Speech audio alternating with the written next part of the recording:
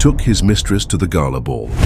But when the wife arrived, everyone was shocked. The September night fell over New York City like a velvet veil, speckled with the lights of countless skyscrapers scraping the dark sky. In the heart of the Upper East Side, the Metropolitan Club, a bastion of tradition and power in the city, pulsed with febrile energy. It was the night of the annual Hope Foundation Gala, the most anticipated event on the social calendar, where fortunes mingled, deals were sealed with smiles and champagne flutes, and reputations were built or shattered under the golden glow of monumental chandeliers. The central air conditioning kept the atmosphere at a civilized temperature, but it couldn't dispel the dense heat of hypocrisy and ambitions that hung among the guests, an invisible and intoxicating perfume. Matthew Thompson, at 42, felt a stubborn bead of sweat trickle down his temple, a small betrayal from his usually controlled body. He adjusted the knot of his Italian silk tie for the fourth time in less than 10 minutes, a nervous tic that betrayed an unusual anxiety. As one of the biggest names in real estate development in the city, a man whose empire of concrete and steel was reshaping the urban landscape, Matthew was accustomed to the spotlight. Galas like this were his natural habitat, a stage where he displayed his success. But that night, the reason for his unease wasn't a multi-million-dollar deal or the presence of a political rival. The reason for his nervousness was clinging to his arm, gliding through the room with the confidence of someone who had just conquered the world. Taylor Jenkins, with her 28 years sculpted in the gym and ambition, was a vision in red. The couture dress, a recent gift from Matthew, was a declaration of war in fabric form. The color, a vibrant scarlet, seemed to absorb all the light in the room, making her an unavoidable focal point. The generous neckline and the audacious slit that revealed her leg with every step were a direct challenge to the discreet conventions of New York's elite. Her blonde hair, dyed in a platinum shade that bordered on artificial, fell in perfectly constructed waves over her bare shoulders. She didn't walk. She floated, propelled by the unwavering certainty that this night was hers. In her mind, this gala wasn't just a social event. It was her coronation. After months of furtive meetings in luxury hotel suites and dinners in discreet restaurants, Matthew was finally introducing her to his world. For Taylor, that meant only one thing. The wife, Genevieve, was finally out of the picture, a ghostly figure who would soon be officially replaced. The idea filled her with an almost dizzying pleasure. The first torpedo came in the form of a shrill voice, sharp as a stiletto. "Matthew, darling, what a delicious surprise!" It was Beatrice Harrington, wife of an influential judge and one of the most feared matriarchs of New York society.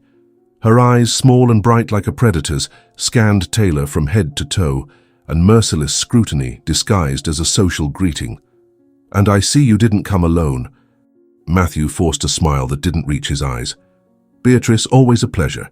This is Taylor Jenkins, a very special collaborator on one of my new projects." The lie sounded weak even to his own ears. Taylor, however, let out a crystalline laugh, a sound that seemed too sharp for the velvety acoustics of the room. "Collaborator? Oh, Matthew, how modest," she purred, squeezing his arm with nails painted in a red identical to her dress. "Our relationship is much more intimate. We are partners in every sense, aren't we, my love?" Matthew's embarrassment was almost palpable, a wave of heat rising up his neck. But Taylor seemed to feed on that tension. She wanted everyone to know. She wanted the news to spread like wildfire, to reach Genevieve's ears, wherever the abandoned wife was hiding. Beatrice's next question was launched with the precision of a guided missile. "And Genevieve? I haven't seen her in months. I thought she never missed the Hope Foundation Gala." The direct mention of the legitimate wife's name hung in the air, laced with venom.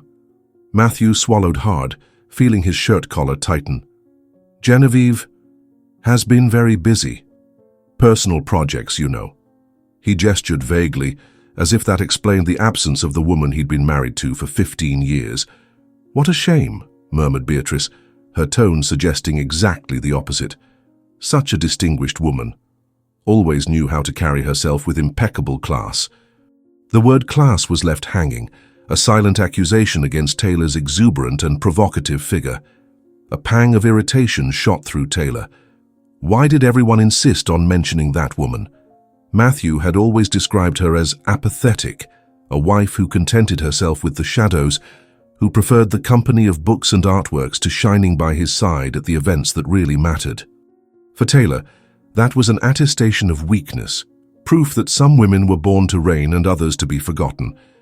The arrival of a minority partner, eager to discuss the details of a new venture on Wall Street, was a welcome relief for Matthew. As the men moved to a corner talking spreadsheets and permits, Taylor remained in the center of the room, feeling like the queen on her newly conquered throne. The photographer's flashes found her with impressive frequency, and she posed offering her best angle, already imagining the next day's headlines in the society columns. Matthew Thompson's new love, or tycoon well accompanied at the Gala of the year. She smiled for the cameras, a smile she'd rehearsed in front of the mirror, a smile that said, "I won." The champagne, chilled and bubbly, flowed without restraint, and Taylor didn't hold back. Each sip seemed to bolster her confidence, solidify her position. She approached a group of women she knew superficially from the boutiques on Fifth Avenue and the city's most expensive spas. "Taylor, what a stunning dress," commented one of them, Patricia, married to a banker. "A gift from Matthew," Taylor replied, making sure to modulate her voice to sound intimate and casual. "He has such refined taste, don't you think?" The women exchanged complicit glances over their glasses. Everyone there understood the unspoken language of high society. Matthew Thompson was displaying his mistress at one of the year's most public events, an act of audacity that, while not unprecedented, still caused a frisson when done so blatantly. The conversation continued, light and superficial, but Taylor felt the stares, the assessments. She knew she was being judged, but she interpreted it as envy. They envied her youth, her beauty, for having conquered one of the city's most powerful men. In her mind, she was no longer the other, but the future Mrs. Thompson. Taylor's confidence was so great that she began to feel comfortable provoking. "It's amazing how some settings feel more natural to certain people, isn't it?" she commented, looking around the room. "I've always felt more at home here than, say, locked away at home with old books." The jab at Genevieve was clear and direct. The women around her smiled discreetly. The code was clear. The wife who absents herself has lost the war. And Taylor, the victor, was there to claim the spoils. What she couldn't imagine, in her youthful arrogance, was that every word, every gesture, every sip of champagne was being observed. And that, a few miles away, the woman she considered defeated was preparing not for surrender, but for the final battle. A battle that wouldn't be fought with screams or tears, but with a much more lethal weapon: elegance. Taylor's night was just beginning, but her reign already had a date and time to end. While Taylor bathed in the artificial light of the flashes and the superficial admiration she believed she had conquered, the true architect of that night moved with the silent precision of a master chess player. A few miles from the Metropolitan Club, in the refuge of her apartment overlooking Central Park, Genevieve Thompson, at 39, conducted the final preparations for her entrance on the scene. To the world, and especially to Matthew, she was the reclusive wife, the decorative figure who contented herself with living on the margins, a woman whose passion for art and antiques was seen as a harmless pastime, almost a symptom of her disconnection from the vibrant reality of business and power. Little did they know that in the last 6 months, that passion had become her fortress and her weapon. The discovery of Matthew's betrayal hadn't been a sudden blow, but a slow and painful erosion. It started with the classic, almost cliched signs: the feminine perfume that wasn't hers clinging to a suit, last-minute business trips that coincided with holidays, corporate credit card statements with expenses at restaurants and jewelers she'd never visited. In the first months, Genevieve felt the crushing weight of humiliation.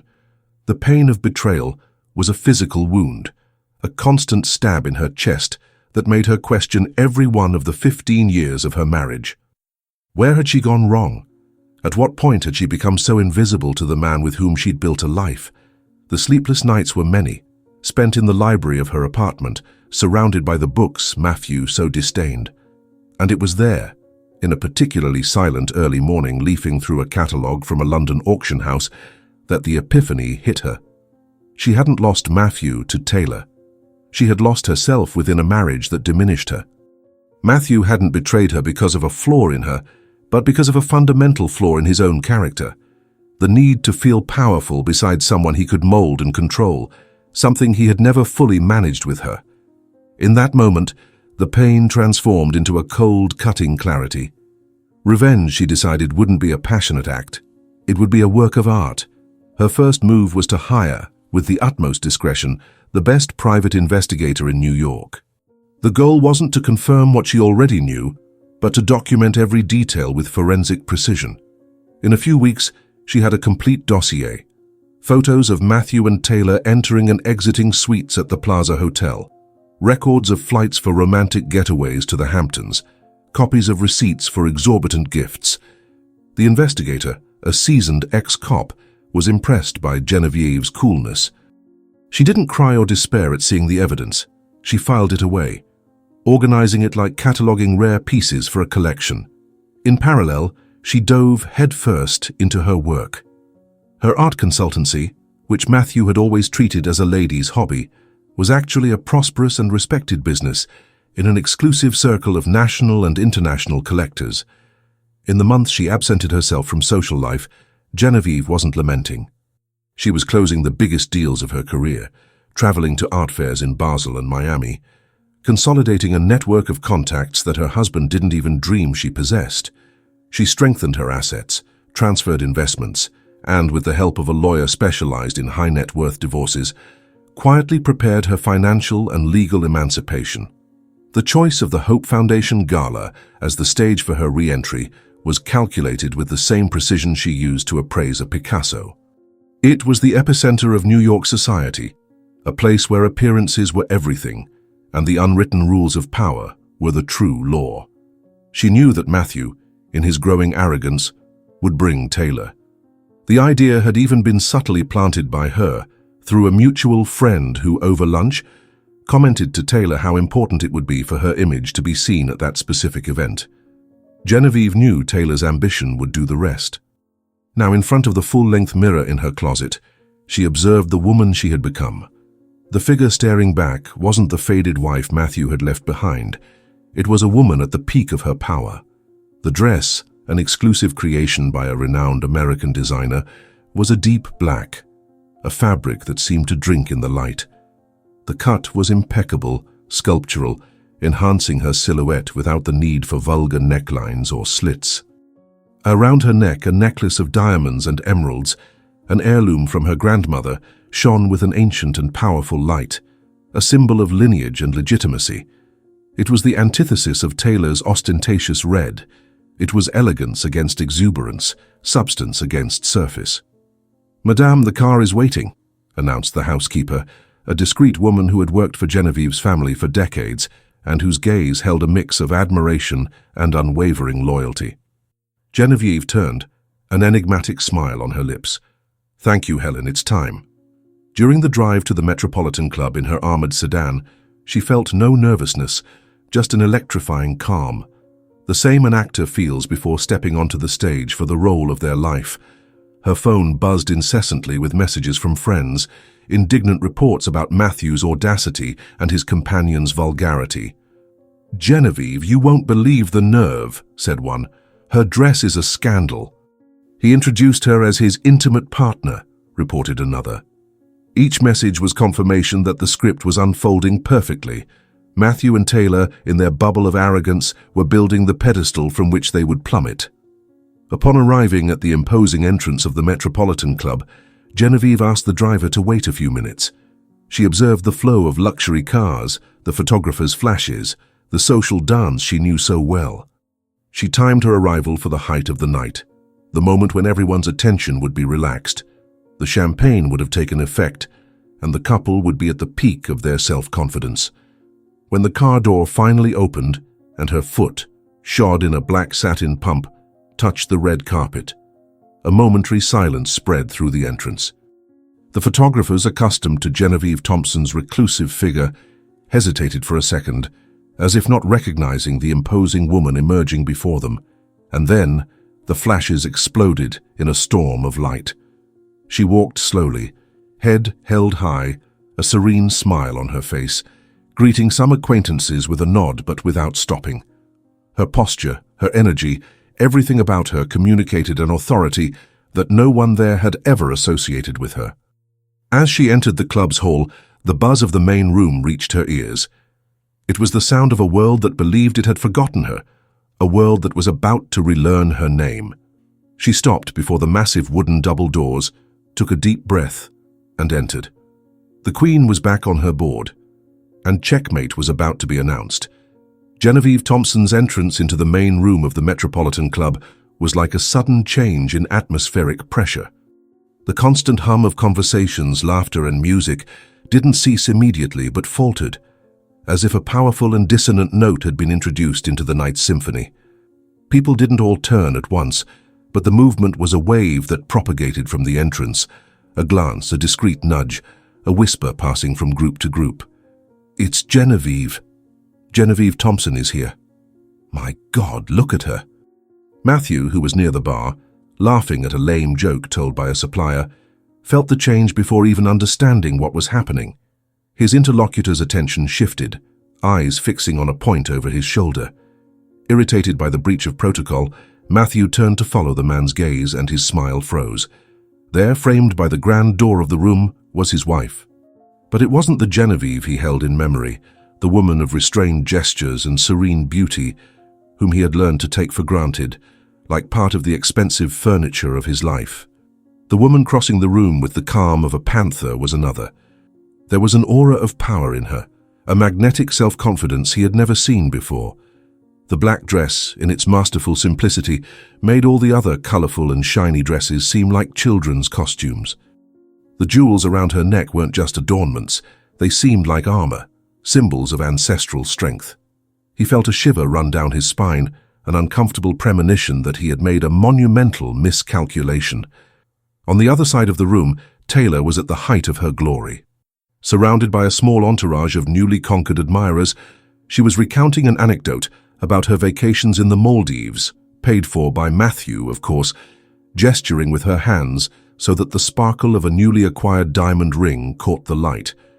It was then that she noticed her audience had dispersed. The smiles on their faces became fixed, their gazes wandering beyond her. "What is it?" she asked, a tone of impatience in her voice. "Did you lose something?" She turned, following the direction of the gazes, and saw her. The reality was a punch to the gut. In her fantasies, the betrayed wife would be a pathetic figure, perhaps heavier, with worry lines, dressed in an outdated way. A woman who, upon seeing her, would confirm her own superiority.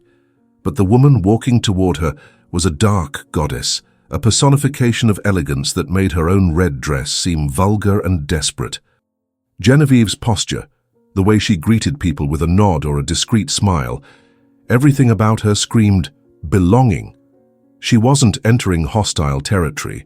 She was inspecting her own realm. Taylor felt a wave of panic mixed with stubborn fury. She wouldn't be intimidated. She was the future. That woman was the past.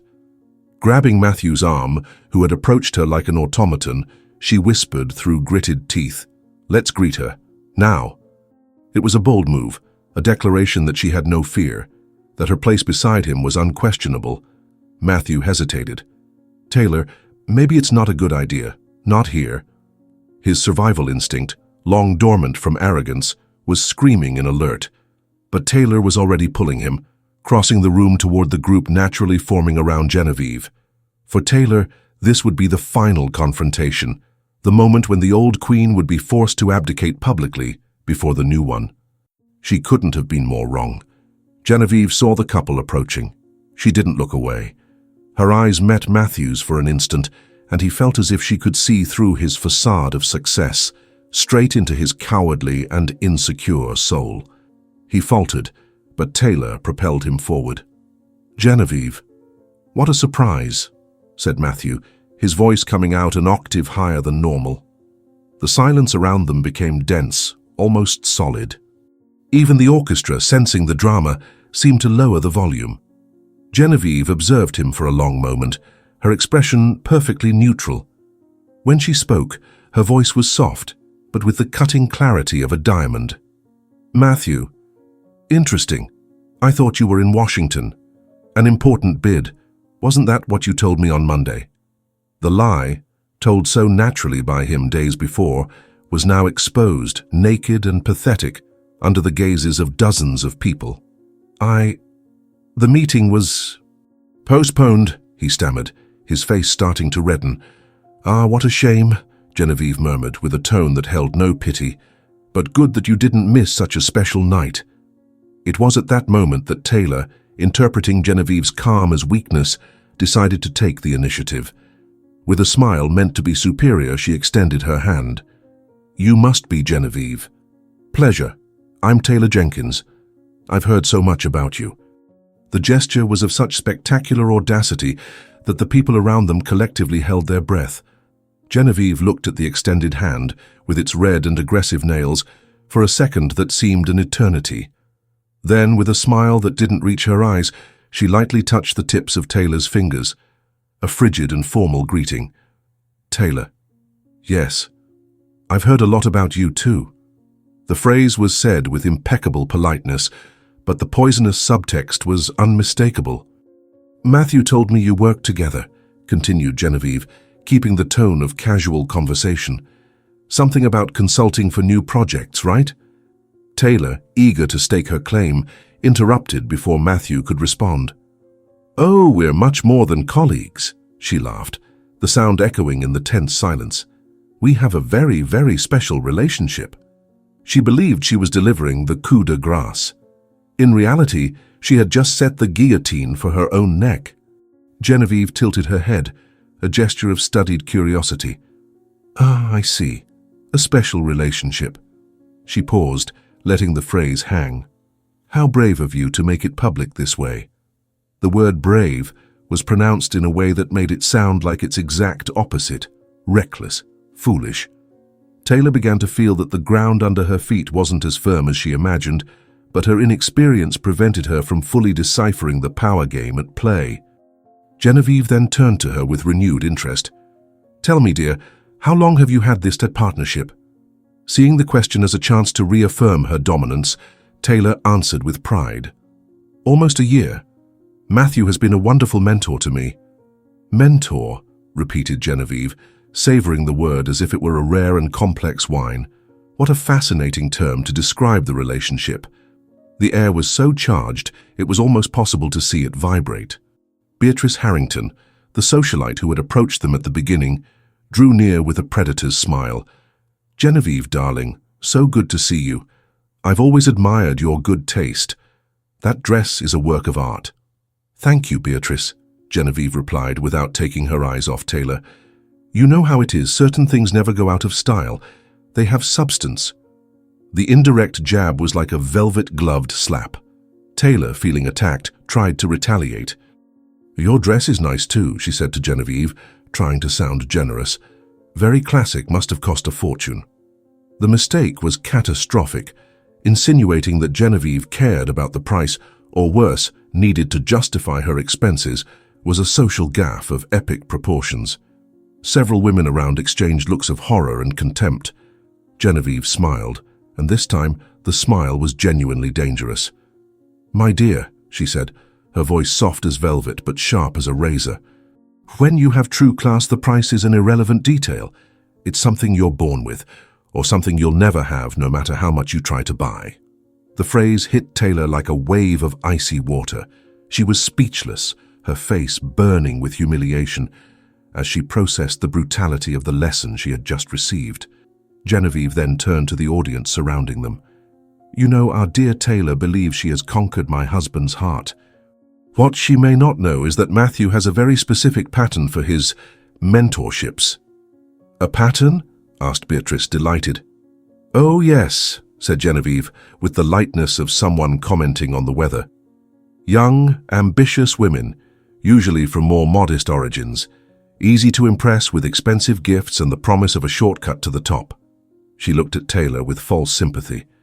In the last 15 years, there have been, let me see, at least 5 before you. Secretaries, receptionists, dreamy girls who confuse the attention of a powerful man with love. The revelation fell on Taylor like a ton of concrete. She wasn't the only one. She wasn't special. She was just the latest in a lineage. "That's not true," she stammered, turning to Matthew, seeking denial. But Matthew was pale, unable to hold anyone's gaze. "But you, dear," continued Genevieve, her voice now almost a deadly whisper, "made a mistake that none of the others made." "What mistake?" Taylor's question was a breath. Genevieve smiled. "You believed you had won." The phrase "you believed you had won" hung in the air of the room, not as a whisper, but as a sentence. The silence that followed was absolute, profound, as if sound itself feared to profane it. Taylor looked around, and for the first time that night, saw the faces of New York's elite without the filter of her own arrogance. There was no envy in their eyes, nor admiration. There was something much worse, a mix of pity and aristocratic contempt. It was the look reserved for a fool who exposes themselves in public. She was the spectacle, and the joke was on her. Taylor's world, built on the fragile foundation of a married man's promises, began to crumble in slow motion. "Matthew never told me about the others," she stammered, turning to him with a desperation that began to erode her facade. It was an appeal, a last attempt to find a pillar amid the rubble. But Matthew couldn't face her. His gaze was fixed on the marble floor, his face a mask of guilt and panic. He was a king whose house of cards had just been blown away by a hurricane. "Of course he didn't tell you, dear," Genevieve's voice sounded, with an almost maternal softness which made it even more cruel. "Why would he spoil the fantasy? The fantasy he creates for each of you. The one where you're special, you're different. This time it's for real." Beatrice Harrington shook her head with theatrical disapproval. "Men, so predictable. They make these poor girls believe in fairy tales." "The cruelty," intervened Genevieve, her voice gaining a new layer of philosophical authority, "isn't in the act of betrayal itself. Powerful men have always had mistresses. It's almost a vulgar tradition in certain circles. The true cruelty is in creating false expectations, in making these women believe they can occupy a place that was never meant for them." The mention of a place was the spark that ignited the last remnant of fighting spirit in Taylor. The humiliation turned into fury. "And what place is that?" she spat, her voice high and trembling, finally abandoning any pretense of sophistication. "The place of the submissive wife who stays home and accepts everything in silence." The entire room held its breath. It was the first time someone confronted Genevieve directly, and the tension was electric. Everyone wanted to see how the Queen would respond to such a direct challenge from a commoner. Genevieve smiled. But it wasn't the controlled and elegant smile she had maintained throughout the night. It was a genuine smile, almost amused, the smile of someone about to reveal the final magic trick. "Oh, my sweet girl," she said, the tone a mix of pity and condescension. "You really haven't understood anything, have you?" She made a dramatic pause, her eyes sweeping the attentive faces around. "You think I came here as the humiliated wife, to fight and reclaim an unfaithful husband?" Her gaze landed again on Taylor, then on Matthew. "I didn't come here to fight for him." She paused, letting the suspense reach its peak. "I came to return him." If the previous revelation had been a ton of concrete, this was a nuclear bomb. The silence that followed was so deep that the distant clink of a fork falling on a plate sounded like an explosion. "Return him?" repeated Taylor, confusion stamped on her tear-streaked face. "Yes, dear, you can keep him," said Genevieve, with an elegant wave of her hand, as if disposing of an unwanted object. "In fact, I insist you keep him. After all, you two deserve each other." Matthew finally found his voice, a hoarse sound of panic. "Genevieve, what are you talking about?" "I'm talking about freedom, Matthew, yours and mainly mine." With the calm of someone executing a long-planned move, Genevieve opened her small and elegant black clutch. From inside, she pulled out a white, sealed envelope. She extended it toward Matthew. "The divorce papers were filed yesterday. You should receive the official notification on Monday." The envelope passed from her hand to Matthew's, who held it with trembling fingers as if it were radioactive. The shock on his face was absolute. "But we haven't even talked about this." "We've talked about this for the last year, Matthew." Genevieve's voice remained serene, but now there was a thread of steel in every word. "We talked every time you came home smelling of a perfume that wasn't mine, every time you lied about where you'd been. Every time you treated me like a decorative item, a piece of furniture that exists to compose the environment but doesn't participate in the life that happens in it. The conversation was long and one-sided, Matthew. But it happened. Taylor looked at the man beside her, expecting an explosion, a denial, a declaration of love for her that would invalidate all that. Instead, she saw a shrunken man, looking at the envelope as if it were a death sentence. The first thing he managed to say, in a whisper that revealed the true nature of his character, was, "How much are you going to want?" The question, so raw and transactional, sucked the little air left in the circle of spectators. Several women made poorly disguised expressions of disgust. Genevieve shook her head with feigned sadness. "Ah, Matthew. Always reducing everything to money." She stared at him. "I don't want your money, dear. I have my own." "Your own?" he repeated, incredulous. "Yes. Grandma Beatrice's inheritance, which you always assumed was insignificant. Woman's stuff, as you said. Those old properties and stocks you never paid attention to. It turns out, well managed, they're worth more than your development firm." She smiled, a victorious and clear smile. "Much more." Matthew's jaw dropped. For 15 years, he had lived under the assumption that he was the sole provider, the holder of financial power. Discovering not only that his wife was independent, but potentially richer than him, was a devastating blow to his ego. "Besides," continued Genevieve, as if giving a business report, "my art consultancy has grown a lot. International clients, you know, people who value expertise and authenticity." Taylor finally understood the full dimension of her defeat. She had bet everything on a man who, now she saw, wasn't even half the prize she imagined. "So, you're giving us your blessing," she stammered, trying to cling to any shred of dignity.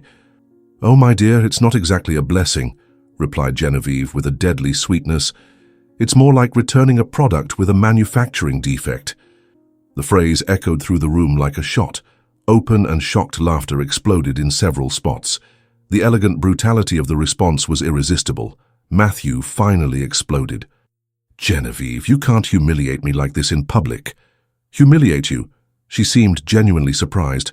"Matthew, dear, I did nothing but tell the truth. If the truth is humiliating, maybe the problem isn't with me."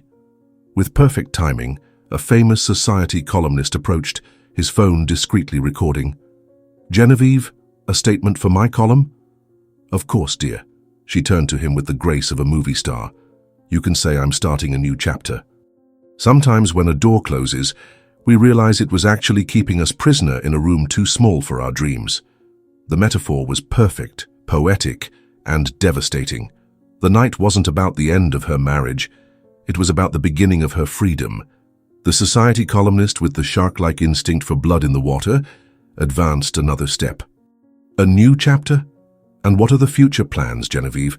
Will New York continue to have the pleasure of your presence?" The question was bait, and Genevieve bit it with the elegance of a diva. She smiled, a smile that contained a universe of secrets and promises. "Actually, I'm moving. I have some very interesting invitations to join the cultural scene in Los Angeles. The City of Angels awaits me." Los Angeles. The word fell on Matthew like a slab from one of his own buildings. It wasn't just a divorce, it was a self-imposed exile. Genevieve wasn't just separating from him, she was erasing him from her geography, placing a cross-country flight, an entire cultural universe between them. The humiliation wasn't just social, it was existential. He was being relegated to a footnote in his ex-wife's new and exciting biography. Taylor, in a last and desperate spasm of denial, tried to claim some victory from the wreckage. "Well, at least now Matthew and I can be happy together," she declared, her voice sounding more fragile than intended. "No secrets, no lies." Genevieve looked at her with an expression that was a masterpiece of compassion and contempt. "Oh, my sweet and naive girl," she said, the tone almost paternalistic. "Do you really believe a man who cheated on his wife with you won't cheat on you with another?" The truth of that rhetorical question hit Taylor with the force of a physical impact. She looked at Matthew, seeking a sign of denial, a promise of eternal fidelity. Instead, she found the gaze of a man in total panic, his eyes calculating financial losses, not the future of a relationship. He didn't respond. He couldn't respond. because deep in his mediocre soul he knew Genevieve was right, and it was in that deafening silence that Genevieve Thompson delivered her final blow. "Well," she said, adjusting the emerald necklace with an elegant and definitive movement, like someone closing a book after finishing a fascinating story. "It was a pleasure clarifying all this. Now, if you'll excuse me, I need to say goodbye to some dear friends before my trip." She turned to leave, a goddess in retreat, leaving behind a trail of devastation. But then she stopped, as if remembering an unimportant detail. She turned slowly, her eyes fixed on Taylor. Ah, and Taylor. The young woman raised her face, a spark of hope in her eyes. Perhaps a word of consolation, advice. "The red dress is indeed very pretty on you," said Genevieve, her voice soft. "But for benefit events like this, more subdued colors are always more appropriate. It's a matter of social etiquette, you know." The final criticism, disguised as a lesson in good manners, was the nail in the coffin. Genevieve hadn't just disqualified her as a rival, she had demoted her to an ignorant student in a basic civility course. With that, Genevieve Thompson walked away, not like a woman fleeing, but like a queen leaving the room after a decree. She didn't look back. She didn't need to. The damage was done, and it was a work of art. As she circulated through the room, the atmosphere around her changed completely. Where before there were whispers of pity for her absence, now there was a chorus of admiration for her strength. People approached her not to offer condolences, but to congratulate her. "Genevieve, you were masterful," whispered Beatrice Harrington, hugging her warmly. "I've never seen so much class in such a delicate situation." "Thank you, Beatrice," replied Genevieve. "Sometimes, elegance is the most potent form of revenge." Each handshake, each kiss on the cheek, each word of support was a silent ovation. She wasn't the victim. She was the heroine of the night, the woman who had transformed her humiliation into a spectacular triumph. She became, that night, a living legend of New York's high society. On the other side of the room, Matthew and Taylor's reality was a private hell amid the party. They stood still, a pair of statues in the middle of a hurricane, as the whirlwind of gossip and malicious glances engulfed them. The whispers now were about them. Poor thing, didn't know what she was getting into. Thought she was going to pull off the gold digger move and ended up with a bad check. Matthew always had dubious taste in mistresses, but this one topped them all. Each comment was a nail in the coffin of Taylor's dignity. She, who had arrived feeling like the queen of the gala, was now publicly exposed as a naive and unsuitable pretender. The tears she had tried to hold back now flowed freely, smudging the expensive makeup and creating dark trails on her face. You deceived me," she hissed at Matthew, her voice choked with sobs and anger. "You made a fool of me." "Taylor, please, let's talk in private," he tried, but his voice sounded weak, pathetic. "Talk about what? Explain that I was just another on your list of disposable conquests? That you never intended to marry me?" Her voice rose, attracting even more attention. "I quit my job. I told my family I was going to marry a big businessman." The public confession of her naivety only deepened her humiliation. Matthew, seeing his social and financial life crumble before his eyes, offered no comfort. He offered an excuse. "You don't understand, Genevieve. She's crazy, vengeful." But no one believed it. Everyone had seen Genevieve's calm-class surgical precision. The only madness there seemed to be Matthew's for underestimating her. Taylor finally understood. She hadn't lost just the battle against Genevieve. She had lost the bet of her life. The man beside her was a coward, more concerned with his image and money than with her. With one last look of pure contempt, she disentangled herself from him and ran to the exit. A tragic figure in her now wrinkled red dress, leaving behind a Matthew Thompson isolated, surrounded by the wreckage of his own arrogance. Genevieve, from the room's door, observed the final scene from afar. There was no pleasure on her face, just the serenity of someone concluding a difficult job. She gave one last wave to her friends, turned her back on the world that had imprisoned her for so long, and walked toward the New York night, toward her new life. The liberation was real, complete, and above all, spectacularly elegant. 3 years later. The setting was no longer the imposing concrete of New York, but the stunning and sensual landscape of Los Angeles, where the ocean and hills meet in an eternal embrace. The golden light of the late afternoon in LA flooded a hall at the Beverly Hills Hotel, where one of the year's most exclusive fashion events was taking place. The air vibrated with a mix of English, Spanish, and French. Genevieve, now 42, watched the runway from the front row, not as a mere spectator, but as a central figure in that universe. Her move to LA hadn't been an escape, but an ascension. She had become one of the most sought-after art and culture consultants in the country, a bridge between American collectors and the global art market. Her opinion was law, her taste, a reference. She radiated a serene happiness and a confidence that no longer came from revenge, but from self-realization. Beside her, a man watched her with an admiration that transcended physical beauty. Stephen Blake, 45, was a name that echoed in the corridors of power in the fashion world. An American millionaire, heir to a textile empire based in New York, he wasn't the type of man easily impressed by wealth or status.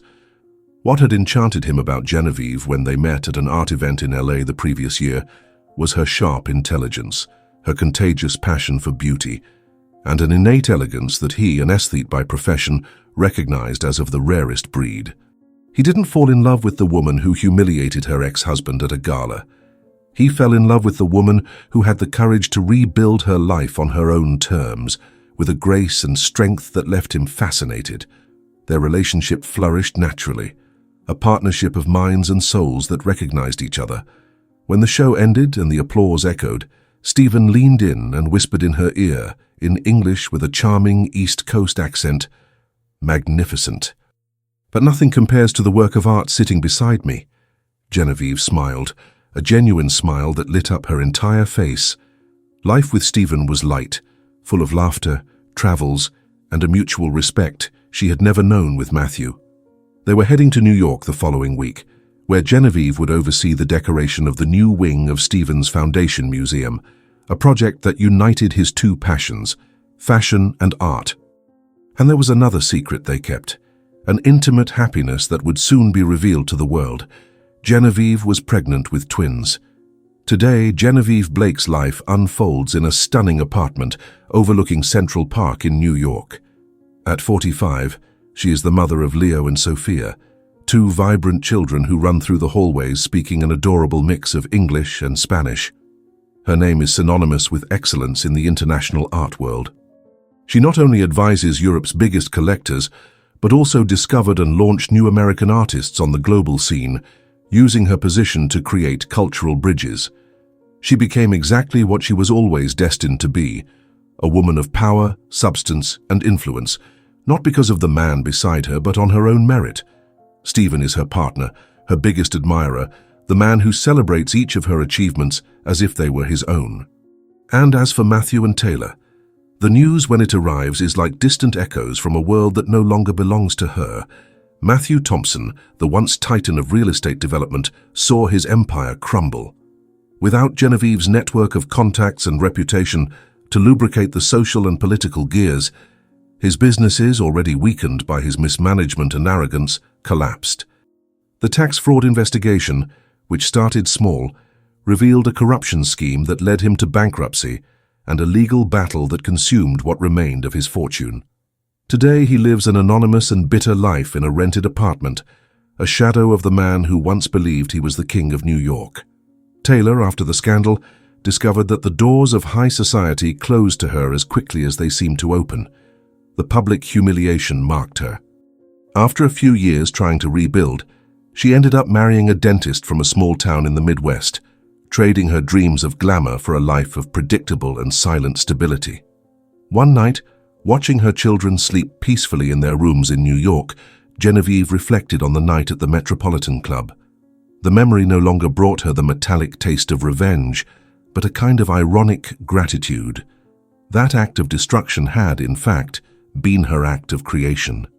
She realized that the true victory wasn't destroying Matthew and Taylor's lives. The true victory was building her own. It was transforming the pain of betrayal into the strength to free herself, the humiliation into the opportunity to reinvent herself, and a painful end into the beginning of a spectacular, glamorous, and above all, free life. The best revenge, she concluded, isn't destroying your enemies. It's building a life so magnificent that their existence becomes completely irrelevant.